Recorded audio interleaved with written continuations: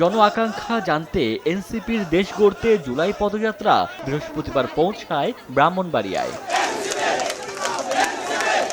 শহরের বিভিন্ন সড়কে পদযাত্রার পর পৌর মুক্ত মঞ্চে হয় পথসভা।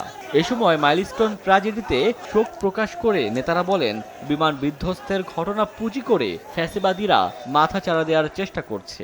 মাইলস্টোনে যখন অনাকাঙ্ক্ষিত ঘটনাটি ঘটেছে, আমরা ভেবেছিলাম ফ্যাসিবাদের পতন হয়েছে, কিন্তু আমরা দেখতে পেলাম মাইলস্টোনের ঘটনাকে পুঁজি করে আবার আওয়ামী লীগ পুনর্গঠিত হচ্ছে।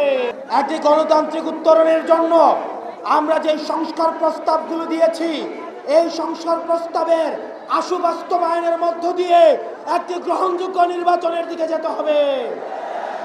সেটির পূর্বে দৃশ্যমান বিচার এবং সংস্কার নিশ্চিত করতে হবে। জাতীয় নাগরিক পার্টি সংস্কার বিচার নতুন সংবিধানের দাবিতে এগিয়ে যাবে। আমরা মনে করি উন্নয়ন মানে শুধু ঢাকার উন্নয়ন নয়, বাংলাদেশের প্রত্যেকটি জেলায় উন্নয়নের সুষম বন্টন হতে হবে।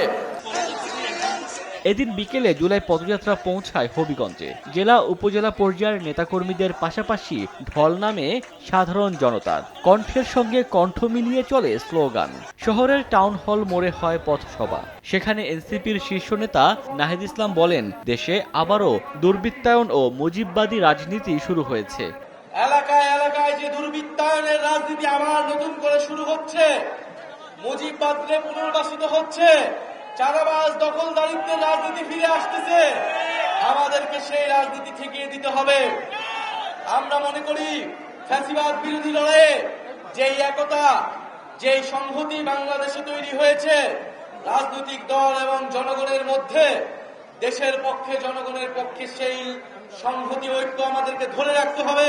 দেশ গড়তে জুলাই পদযাত্রার 25তম দিনের কর্মসূচি শুরু হবে সুনামগঞ্জ শহরে পথসভার মধ্য দিয়ে। ওমর ফারুক, সময় সংবাদ।